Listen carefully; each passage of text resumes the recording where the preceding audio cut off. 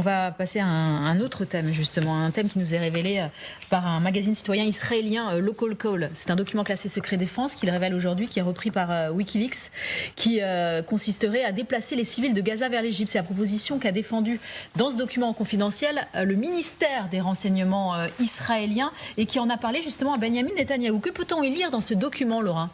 C'est un document d'une dizaine de pages, daté du 13 octobre 2023, qui porte, vous l'avez dit, la signature du ministère du renseignement israélien et qui recommande en effet l'évacuation de la population civile de Gaza vers le Sinaï, plan en 3 étapes à l'appui. La première étape, bombardement sur le nord de Gaza, évacuation de sa population vers le sud. Deuxième étape, et c'est là que débute vraiment le plan, occupation de toute la bande par les forces de Tsahal et transfert simultané des Gazaouis vers le nord du Sinaï égyptien. Troisième étape, enfin, pérennisation de ce transfert avec la création d'une zone stérile en Égypte et l'interdiction faite de retourner à Gaza. Je cite le document au sujet de cette interdiction. Le retour de la population vers des activités et résidences proches de la frontière avec Israël ne devrait pas être autorisé. Voilà pour le plan théorique. En pratique, le document prévoit d'abord l'installation de tentes dans la région du Nord Sinaï, puis la création d'une zone humanitaire et enfin la construction de vraies villes dans une zone dite de réinstallation. Le document évoque également la campagne de communication qui devrait être mise en œuvre à destination des habitants de Gaza pour, je cite, les motiver à accepter le plan. Il y est écrit que les messages de cette campagne devraient tourner autour de la perte des terres, c'est-à-dire faire comprendre qu'il n'y a plus aucun espoir de retourner dans les territoires qu'Israël occupera dans un avenir proche, que cela soit vrai ou non.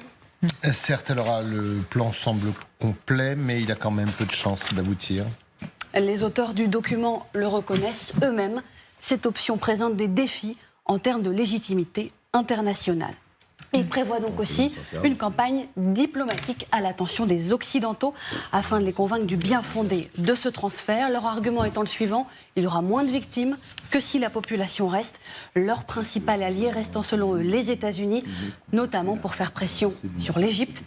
Et c'est là l'obstacle le plus évident. Le président Abdel Fattah al-Sisi, président égyptien, fermement opposé à l'accueil de la population palestinienne sur son territoire. Je vous rappelle là une de ses déclarations sur le sujet, en date du 18 octobre dernier. En déplaçant les Palestiniens dans le Sinaï, on déplace la résistance et le combat en Égypte. En cas d'attaque, Israël aura alors le droit de se défendre et frappera le sol égyptien.